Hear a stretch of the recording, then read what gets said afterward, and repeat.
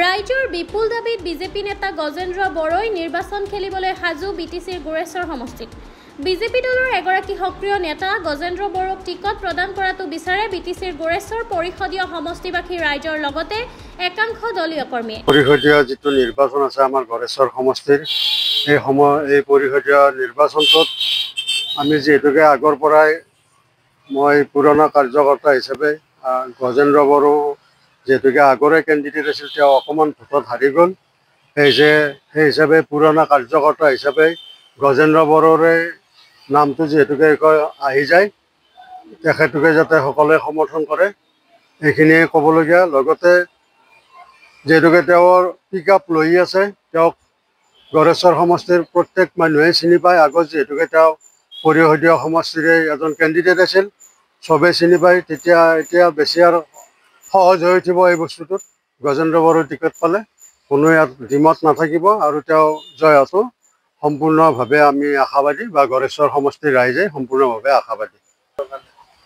গজেন্দ্ৰ বড়ো ডাঙৰীয়াক ওপৰ মহলৰ যি এটা কমিটি আছে, এই কমিটিটোতো গোৰেশ্বৰ সমষ্টিত প্ৰভাৰীয়ে হওক, আমাৰ আৰু অভিভাৱক মন্ত্ৰীয়ে হওক, সকলোৱে গম পাই আছে গোৰেশ্বৰ সমষ্টিত কোনে কিমান অগ্ৰগতি হৈ আছে আৰু কোনজন কেণ্ডিডেটৰ যিটো জনসমৰ্থন হৈ আছে। সেই গতিকে তাৰে পৰিপ্ৰেক্ষিততে গজেন্দ্ৰ বড়োকে ওপৰ মহলৰ পৰা টিকেট দিয়াটো মই বিচাৰোঁ। বিগত বিটিচি নিৰ্বাচনতো বিজেপি দলৰ হৈ নিৰ্বাচন খেলি চমক দিছিল গজেন্দ্ৰ বড়োই।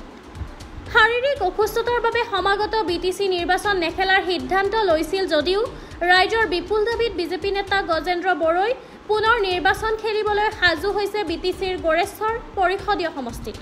কালি তেওঁ সাংবাদিকৰে হোৱা এক আছুতীয়া সাক্ষাৎকাৰত কয়, দীঘলীয়া সময় মই বিজেপি দল তথা ৰাইজৰ হৈ কাম কৰিছোঁ বাবে আজি সমষ্টিবাসী ৰাইজৰ লগতে একাংশ দলীয় কৰ্মীয়ে নিৰ্বাচন খেলাটো বিচাৰে।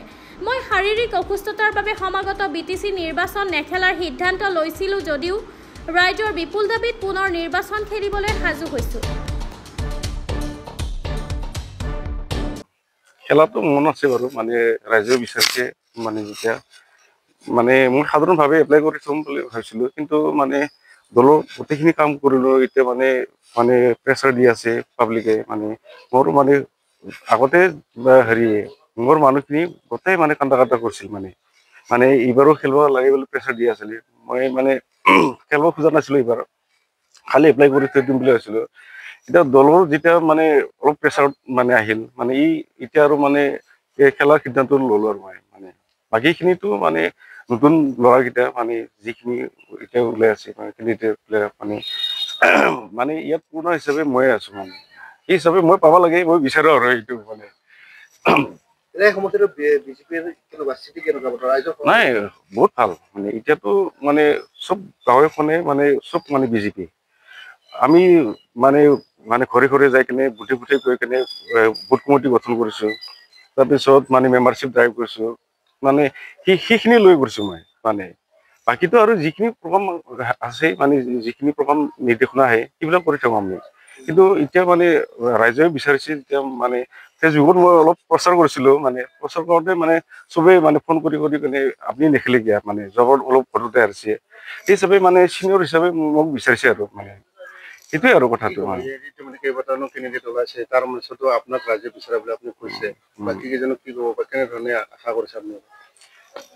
নাই, আশা মানে চাওক, মানে এটা কথাটো কি, মানে দলত নেতৃত্বটো দিয়া আমাৰ আমি দিছিলোঁ। মানে এতিয়া মানে এটা মণ্ডল হোৱাৰ কাৰণে ইফালে মানে বেছি পৰা নাই। কিন্তু আমাৰ সেইটো চাইডত মানে আমি দলৰ কাম দিন ৰাত কৰি আছোঁ, মানে ৰেষ্ট নোহোৱাকৈ। মানে নাই বুলি ক'লেও মই আজি মোৰ বিজেপি কৰা 25-30 বছৰমান হ'ল। সেইখিনি মানে হিচাপে মানে মই সেইখিনি দলত যেতিয়া সময়খিনি দিলোঁ, যেতিয়া মানে মোক টিকেট দিলে মই ভাল পাওঁ আৰু ভাল পাম। নহয়, দলত টিকেট দিলেতো মানে ফটককৈ পিক আপ ল'ব। মই গোটেই চিনাকি আছে মোৰ, মানে গোটেই কোনা জেগাত মানে চিনাকি আছে মোৰ। সেইগিলাই ফোন কৰি মোক উৎসাহ দিয়া আছে। সেইটো কাৰণে মানে এতিয়া ই নতুনৰ কাৰণে গোটেই মানে খেলি মেলি মানে গম পাই আছে না এই খেলি মেলিৰ কাৰণে তাৰমানে মোক কয় আৰু ফোন কৰি কেনে আপুনি মানে কিয় নেখেলে মানে আপুনি এইটো খেলিব পাৰে এতিয়া মানে মাজত বাৰু বেমাৰ হোৱাৰ কাৰণে মানে অলপ মানে বেগ হৈছিল মানে এতিয়াতো আপুনি সুস্থ মানে এই ওপৰৰ পৰাও মানে মানে ফোন কৰি আছে মানে এই দিল্লীৰ পৰা কিবা কাৰোবাৰ মানে ফোন কৰি আছে মানে সেইটো কাৰণে মোক পিক আপ লগত দি আছে ওলাই আছে মানে মানে প্ৰায়ভাগ নতুনে ক'ব পাৰে কি বাৰ্তা লৈছিলে ৰাইজৰ ওচৰত নাই বাৰ্তা মানে ৰাস্তা পদূলি মানে উন্নয়ন হোৱা নাই মেইন কথাটো হ'ল ৰাস্তা পদূলি তাৰপিছত মানে মানে আঁচনিবিলাক সম্পূৰ্ণকৈ হৈ উঠা নাই মানে কীৰ্তি হৈ আছে না মানে ইপিফালে হেৰি হোৱাৰ কাৰণে ইফালে বিজেপিয়ে সম্পূৰ্ণভাৱে কাম কৰিব পৰা নাই তাৰমানে এটা কথাত ক'ব গ'লে মানে সম্পূৰ্ণকৈ আঁচনিবিলাক ৰূপায়ণ কৰাৰ কাৰণে মই মানে লাগিম বুলি ভাবিছোঁ মানে আঁচনিৰ ক্ষেত্ৰতো বহুত পেণ্ডিং হৈ আছে মানে এতিয়া ইপিফালে 60-40 কৈ আছিল যদিও মানে সেইটো হৈ উঠা নাই আমাৰ বিজেপিৰ মানুহখিনি মানে বঞ্চিত হৈ আছে সেইবিলাক কাৰণে যদি মানে নেতৃত্বই ওপৰত মানে ৰাজ্যিক নেতৃত্বই যদি টিকেট প্ৰদান কৰি মই ভাল পাম তাৰমানে যেহেতু টিকেট দিয়ে আপোনাৰ তেতিয়াহ'লে বাকী কেইজন আপোনাৰ অপজিটৰ আছে তেওঁলোকক কি আপোনালোকক কি ক'ব নাই সকলোৱে বিজেপি হিচাপে টিম হিচাপে কাম কৰক এতিয়া মানে এতিয়াতো টিকেট ঘোষণা হোৱা নাই বাৰু টিকেট ঘোষণা হোৱালৈকে মানে কেইদিনমান লাগিব আৰু এসপ্তাহমান আছে বাৰু 27 তাৰিখে টিকেট ঘোষণা হ'ব কিজানি মই জনামতে আৰু তেতিয়া মানে এতিয়া হেৰি এতিয়া জমাকে কাম কৰিব আহ্বান কৰিম আৰু একেলগে মই নাপালেও কথা নাই বাৰু মই আপত্তি নাই পালেও মানে একেলগে কাম কৰিম পালেতো সহযোগ বিচাৰিমেই বাৰু এইখিনি আৰু মইতো সহযোগ কৰিমেই মই বিজেপি অৰিজিনেল মানে তেজতে বিজেপি আছে মোৰ মানে মই বেলেগ দলৰ চিন্তা কৰিব নোৱাৰো মানে সেইখিনিয়ে আৰু মানে